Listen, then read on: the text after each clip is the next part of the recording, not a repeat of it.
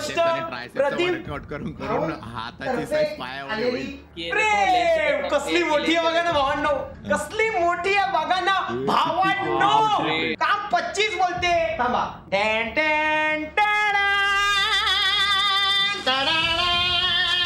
ऐका भावांनो, महाराजांचा चेहरा बघा, चेहरा बघा महाराजांचा किती सुंदर आहे बघा ना. म्हणजे जो तुम्ही ते कलाकारांनी तो चेहरा बनव, महाराजांचा ओरिजिनल चेहरा आहे ना, त्या चेहऱ्याचा अंदाज घेऊन हा चेहरा बनवला गेला आहे आणि एकदम ओरिजिनल आहे.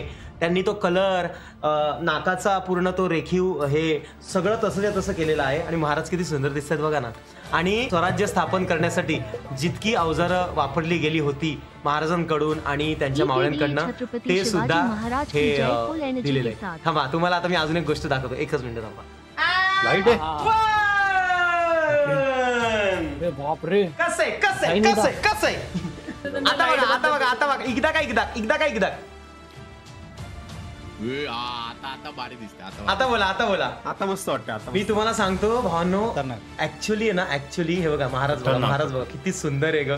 ही कॅमेराचं सार्थक झालं रे. आणल्या डिटेलिंग आहे ना, डिटेलिंग ती इतकी छान आहे ना की तुम्ही इमॅजिन नाही करू शकत. म्हणजे मला माहिती ना, मी प्रदीप भाऊंना विचारलं की प्रदीप भाऊ तुम्ही खूप खर्च केला असेल ना, तर प्रदीप भाऊ म्हणते की असं अशा गोष्टींची किंमत नसते शिवाय. भावनो मी काय बोलू मला कळत नाही. प्रदीप भाऊंना पण असा माणूस मी नाही बघितला. एक वेगळंच प्रेम आहे आपल्याला महाराजांच्या गोष्टी, देवाच्या गोष्टी लोक देत आहेत. त्यावरनं असं जाणीव होते की श्रीमान नाही रे, तू काहीतरी आहेस की तुला हे सगळं मिळतंय. मला असं इच्छा आहे की म्हणजे त्यांनी पण ती आयडिया दिलेली आहे की भिंत आहे ना, भिंत आतमध्ये थोडी या साईजने हे करायची आणि ती फ्रेम आतमध्ये लावायची भिंतीच्या, कापायची अशी आणि खड्डा करायचा. हा मेन हे बनवले कोणी तुम्हाला सांगतो, रुद्र आर्ट्स अँड हँडीक्राफ्ट म्हणून ते आहे, त्यांनी बनवले. अरे काय वाटते बघा ना बघून. म्हणजे मी तिकडे आपल्या साताऱ्याला गेलेलो, साताऱ्याला त्या म्युझियम मध्ये गेलेलो महाराजांच्या, तिकडे हे सगळं पाहिलेलं आणि त्याचीच छोटी प्रतिकृती त्यांनी प्रदीप भाऊनी इथे बनवून, मला म्हणजे त्यांना माहिती आहे मला ते खूप छान वाटलेलं, तर त्यांनी ते बनवून इथे पाठवलं डायरेक्ट घरात, म्युझियम घरात. 30 दिवसाचे 15 ब्लॉग आले पाहिजेत. स्ट्रीमिंग चॅनल डिॲक्टिवेट कर, बेस्ट आहे. हा टोमणा होता का? मी खरंच जाणार आहे, मी जाऊ शकतो भाई, माझा नाद नका करू. मी आता हसताना दिसतोय तुम्हाला कारण महाराजांना पाहिलं बरं वाटतं जरा, पण मी जाऊ शकतो, असं काही विषय नाही. गरुडा चल, 1 महिन्यासाठी बाहेर जाऊ. चल ना, 1 महिन्यासाठी बाहेर जायचं आणि काय करायचं माहिती, टार्गेट ठेवायचं की बनून यायचं असं. कॉमेडी आहे.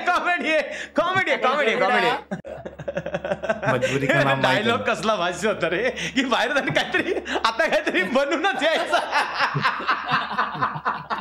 आईची कटकट रे देवा, बापरे. 2 जीव एका फ्रेम मध्ये, ऊर्जा आणि स्तोत्र. नाही अभिभाऊ त्यांच्या पुढे म्हणजे तुम्ही त्यांना जीव बोलताय, ते आपले सर्वांचे जीव. आपण म्हणजे तुम्ही कधी पण आहे ना, महाराज जिकडे असतील ना तिकडे मी त्यांच्या नखाजवळ सुद्धा नाहीये, हे लक्षात ठेवा. ते कंपॅरिझनच नाही, कधी होऊच शकत नाही. आणि ते आपल्या सर्वांचेच ऊर्जा स्तोत्र आहे, सर्वांचेच. त्यांना पाहून एक वेगळी ऊर्जा येते. तुम्हाला कितीही नेगेटिव्ह विचार असतील ना, ते बाजूला होऊन जातात. तुम्ही वीक फील करत असाल, तुम्हाला स्ट्रॉंग वाटतंय, खरंय, गरजेचं आहे आजच्या पिढीला महाराजांसोबत कनेक्टेड राहणं. महाराजांचे विचार जर डोक्यात ठेवले ना सर्वांनी, तर सगळे सुखी राहतील, सगळे स्ट्रॉंग राहतील, मिळून पुढे जातील. सगळं मिळून होऊ शकतं. फक्त महाराजांचे विचार मनात ठेवणे, फक्त महाराज करणं नाही, महाराजांचे विचार मनात ठेव. चला मी हे करू का, असं पॅक करतो परत आणि ठेवतो सांभाळून. अजून मिळाले ना ते दाखव ना, बाकीचं दाखव ना. हा हे करून हे ठेवतो ना, मग ते दाखवतो. थांबा हे ठेवतो 1 मिनिट. हे बघा भावनो, हे पण आपल्याला, हे आपले ते टोपीवाले आहेत ना, टोपीवाले सर, त्यांनी आपल्याला दिलेलं आहे. त्यांचं गेमिंग चॅनलचं नाव पण आहे ना, टोपीवाले सर लाईव्ह, असं काहीतरी नाव त्यांनी ठेवलंय. मी त्यांना टोपीवाले बोलतो म्हणून. त्यांनी आपल्याला एक दिलेलं आहे. काय दिलंय तुम्हाला माहिती असेल की नसेल ते मला माहिती नाही, पण मी तुम्हाला दाखवतो. ती फ्रेम लागले ना, त्याच्या लेफ्ट आणि राईट साईडला हे सजणार आहे. डोंगर चढताना मावळे कसे चढत असतील डोंगर, तसे मावळे. हे बघा, हे बघा. तर भिंतीवर असा मावळा राहणार आणि दोरी हातात असणार त्यांच्या, आणि ते असे चढताना दाखवणार असं. म्हणजे ती कडा चढतायत असं ना. हा. खतरनाक रे, खतरनाक. पण हे बघा, हे एक मावळे आहेत आणि हे एक आहेत. हे बघा, हे 2 असे. हे आपल्याला ह्यांनी पण दिलेत, टोपीवालेजींनी दिलेत आणि आपले प्रदीप भाऊनी पण दिले, म्हणजे जोड दिलाय. हा एक आणि अजून सेम असे. प्रदीप भाऊंनी आईंना काहीतरी दिलेलं आहे, बापरे. आणि आई बघून खूप खुश झालं. हे बघा, पहिले तर हे बघा तुम्ही, मी काही महान तो किती सुंदर आहे बघा. आता त्याच्यातनं काय निघालं ते दाखवतोय बघा.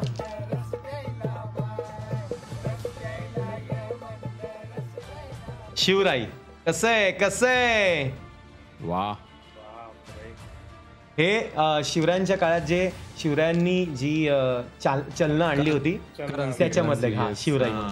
आणि हे सगळी डिटेलिंग दिली, तुम्ही वाचू शकता पॉज करून वगैरे. तर हे आईंना दिलं आणि आईला खूप, आणि याला वास येतोय, चंदनाचा वास येतोय, इतका सुंदर वास आहे ना, एकदम छान वाटतं. आणि आई खूप अशी खुश झाली, बोलली बाप रे मला गिफ्ट, मस्त वाटलं आईला. आणि एकदम प्रॉपर दिलं बघा ना कसं ह्याच्यात असं ठेवायचं. परकीयांचे शिक्क्याचे रुपये, पैसा व मोहरा या मुलकात चालणार नाहीत हे धोरण घेऊन छत्रपती शिवाजी महाराजांनी तांब्याची शिवराई व सोन्याची शिवराई ही नाणी स्वराज्याचे चालन म्हणून चालनात आणली. या नाण्यांवर बिंदुमय वर्तुळात पुढील बाजूला 3 ओळीत श्री राजा शिव, तर मागील बाजूला 2 ओळीत छत्रपती असे अंकित केले गेले आहे. नाण्याचे वजन 2 मासे 7 गुंजा म्हणजेच 2.7 ग्रॅमच्या आसपास आढळते. नाण्याचा पूर्ण व्यास आहे 1.32 सेंटीमीटरचा आणि त्याचा कस आहे 97.45. या नाण्याचे वैशिष्ट्य म्हणजे प्युरिटी. फक्त राजधानी रायगडावरील टंकसाळीत शिवराई होऊन पडण्यात येत असत. राज्याभिषेकावेळी शिवरायांनी सुवर्ण होनांनी केलेल्या नोंद आढळते. विविध कारणांनी हे सर्व होन नामशेष झाल्यामुळे सध्या अगदी हाताच्या बोट्यावर मोजता येतील इतकेच उपलब्ध आहेत. त्यातील 1-2 सध्या संभाजीराजे छत्रपती यांचे संग्रही आहेत. छत्रपती शिवरायांचे चालन स्वराज्याचा मानबिंदू असल्याने या सुवर्ण होनाला अन्यसाधारण महत्त्व आहे ऑब्व्हियसली. आणि ते म्हणजे ते आपल्याला आपण वापरू पण शकत नाही तो विषय, कारण खूप रेअर आहे ते सर्व. छत्रपती संभाजी महाराज की जय. आई ग, शिवाजी महाराजांना पाहिलं ना भावांनो, शिवाजी महाराजांना ना असं आपण जेव्हा बघतो तेव्हा बाबा समजलं ना, बाप ती इमेज आहे आपल्यासाठी. आपले बाबा काय आहेत, आपले बाबा आपल्यासाठी काय करतात, समजलं ना. जेव्हा छत्रपती शिवाजी महाराजांचं नाव येतं ना तेव्हा ते डोळ्यासमोर उभं राहतं ते. आणि जेव्हा छत्रपती संभाजी महाराजांचं नाव येतं ना तेव्हा ते आपल्या बापाचे मुलगे म्हणजे आपले कोण भाऊ, समजलं. म्हणजे त्यांना बघून ना एक असं तेज येतं की भाई काय व्यक्ती आहे ही, ह्या व्यक्तीने स्वराज्य स्थापन केलंय, काय व्यक्ती आहे ही. आणि त्यांच्याकडे बघून एक तेज येतं. म्हणजे आपण आपल्यामध्ये त्यांची एक सावली बघतो थोडीशी की काहीतरी आहोत आपण लाईफमध्ये, आपण पण करू शकतो, संभाजी महाराजांसारखं काहीतरी करू शकतो. आत्तापर्यंत या जगात आपल्या भारतामध्ये संभाजी महाराजांचं नाव खूप चुकीच्या प्रकारे पसरवलं गेलं होतं, पण आता जग बदललंय. आता संभाजी महाराजांचं नाव ज्या प्रकारे लोक घेतात, जो त्यांना रिस्पेक्ट मिळतोय, खूप छान आहे. आणि हे नाव आपण अजून पुढे घेऊन जाऊ, तुम्ही आम्ही मिळून खूप पुढे नेऊ, कारण गरजेचं आहे. लोक पहिले बोलायला घाबरायचे कारण त्याच्यामध्ये बरेच टॉपिक असतील, पॉलिटिकल विषय वगैरे, पण आपण आपल्या महाराजांना कायम पुढेच घेऊन जायचं. त्यांना आवश्यकता नाही पुढे न्यायची, आपण ते पुढे ऑलरेडी सर्वांच्या पुढे.